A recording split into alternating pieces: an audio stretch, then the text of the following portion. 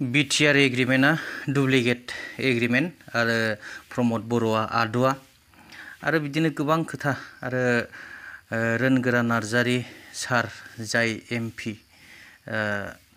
बिथाङाबो माने कौटि कौटि रां सरकारनिफ्राय फैखानायखौ बाहायनो हायालासेनो ओरैनो हरफिनदों।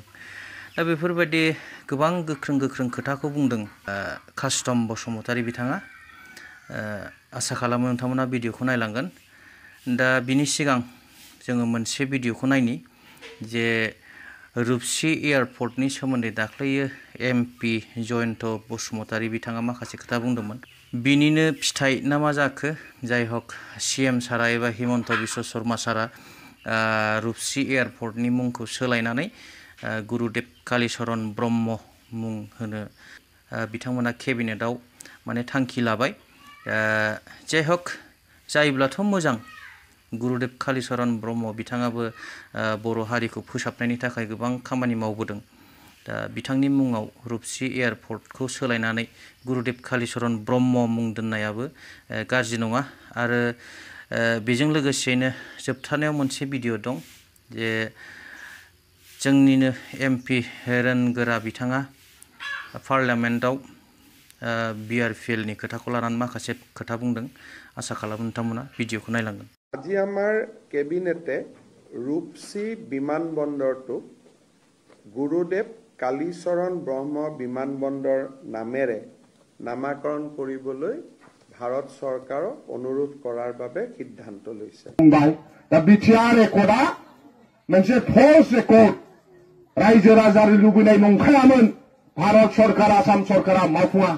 दाखालि बावै रोनगोरा नार्जारी काजलगांव समस्तियाव आवगाय MCLA गेलेनाय पानिराम सारजों जेनदों। बिथाङा पार्लियामेन्टआव BTR रेकर्डनि सोमोन्दै जेबो बुङाखै। भारतनि प्राइम मिनिस्टारखौ बाख्नायनायावनो थांबाय जे हमारा वहाँ बहुत विकास हो रहा है, प्रमोद जी बहुत अच्छा काम कर रहा है होननानै बाख्नायनाय गावनि समाया सेस। रायजो राजानि डेभलपमेन्ट नांगौ, जोंनाव दैबाना जायो। इंटरनेशनल भूटाना 80% सारा आसामनि इंटरनेशनल बाउंड्रिया 80% जोंहा BTC आनो कभार खालामो। 100% भूटाननि बर्डारा BTC जों नाङो। बिनिफ्राय दै फैयो। बांपानानि जोंहा समस्या दङ।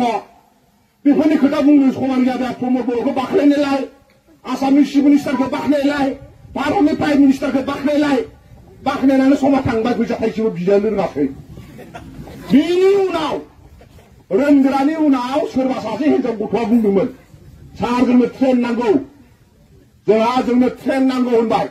जोंनि एरियायाव ट्रेन थाङा। रेलवे मिनिस्टारा बुंबाय एप्लिकेसन लाबो, आं हरगोन। मालाय मोनलांबाय। बेखौ बाख्नायाखै नङा होमबा?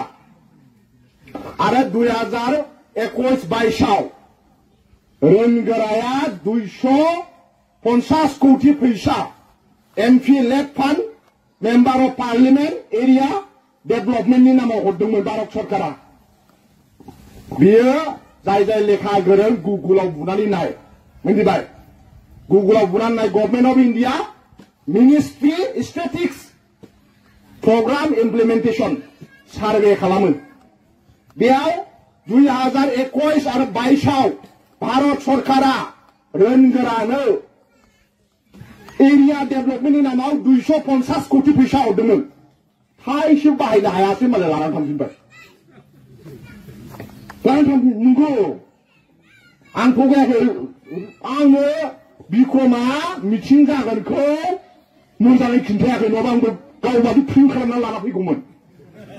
आंनाव मबाइलाव दङ। मोजां खिन्थायाखै, गामिखौ सोंबाबो खिन्थाया। आंजों प्रग्राम थांफानांगौ। आं सानबाय लेक्सार होनो मोनगोन ना मोना। नङाबा प्रिन्ट खालामनानै लाबोगौमोन। दा गावबादि आंबो एकदम रग' नायनानै देखायगौमोन। दा बे फैसाखौ बे सम मथे मावनो हायिनि थाखाय 250 कोटी लानानै थांफिनबाय। थारमाने रोनगोराया थेला 250 कोटी। 250 कोटीनिथ' बिराद खामानि मावनो हायोना? हाया नङा होमबा? हायो। दा ओंखायनो जोङो लिडारा मोजां जानो नांगौ। लिडार मोजां जायोब्ला ओनसोला जौगायो। लिडार मोजां जायोब्ला फिसा साख्रि मोनो। मानाव गेलेन हाग्रामा महिलारि सारा मोजांमोन। BTC रेकर्ड खालामदों।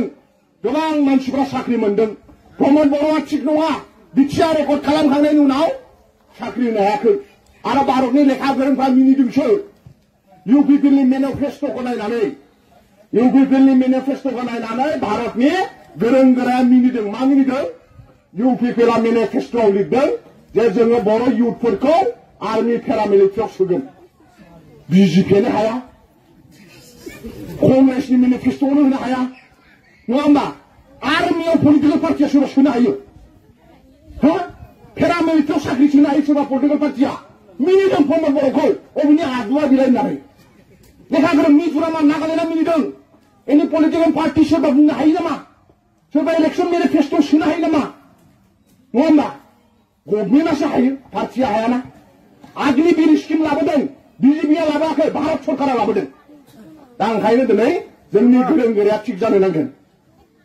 गोरों गोराया थिग जायोब्लासो ओनसोला जौगागोन दा ओंखायनो जोंहा नोंथांमोना जोंहा देरहाखानायखा दैज' हक जों सब थिग दङ दाखालिबो MP इलेक्सनाव जों देरहानानै नोंथांमोननि समस्थियाव जों देरहादों ओंखायनो जों साबायखर बावनांगोन जों फैदों बिनि थाखायनो जे BPFनि जानानै नोंथांमोननि बे मोख्रागुरि गामिनि साफ्रोमबो रायजो राजाखौ साबायखर बावनो UPPआ कौटि कौटि फैसा बाहायदों नाथाय नोंथांमोनखौ बायनो हायाखै नोंथांमोना फिसा फिसौनि खोथाखौ सानो नोंथांमोना हा पाट्टानि खोथाखौ सानो नोंथांमोना BTR रेकर्डआ डुप्लिकेट रेकर्ड बेखौ बुजिदों ओंखायनो नोंथांमोना BPFजों थादों जों बे एबसुखौ गारनानै BPFआव फैदों मानोना बेल' मोनसे पलिटिकेल पार्टि जोंनि ओनसोलनि सेंग्रा सिख्लाया सेफगार्ड मोनगोन जोंनि देशा बासायगोन जोंनि ओनसोलाव इक'नमिक साउन्ड जागोन जोंनि ओनसोलाव डेभेलपमेन्ट फैगोन जोंनि गथ' गथाया साख्रि बाख्रि मोनगोन ओंखायनो प्रमद बर' हटाओ देश बासाओ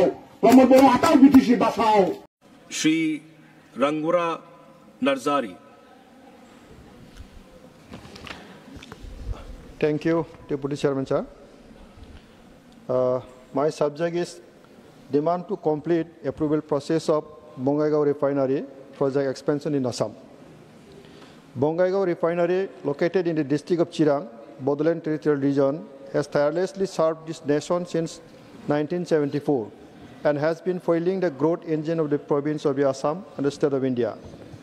Under the Hydrocarbon Vision 2030, then MOS for Ministry of Petroleum Natural Gas announced Government of India's decision to finance and support BGR expansion from 2.7 million metric ton to 5 million metric ton on 17 November 2021 at Bongaigaon Refinery Auditorium during the celebration of Azadi Ka Amrit Mahotsav. This declaration was well received and was applauded by the peoples of Assam. Accordingly, we were hopeful that the process of approval of the BGR expansion project would be completed without delay, and the foundation laying ceremony for Bongaigaon Refinery would also be done along the foundation of Jaikwo Refinery on the last 9 March 2024. So BTC government expedited land allotment process and allotment letter issued to IOCL for 532 bighas land and proposed to offer additional 300 bighas land and requested IOCL for consent. But it is a matter of great concern that till now the approval process after MOS statement has not completed. BGR's sustainability will depend on the timely intervention by the Ministry of Petroleum Natural Gas. As financial 2023-24 was fixed as outlook for completion of expansion, BGR, I request the Minister of Petroleum Natural Gas to intervene immediately on approval process and have a famous and legacy refinery from ending for the interest of the people of Assam. Thank you, sir. Thank you.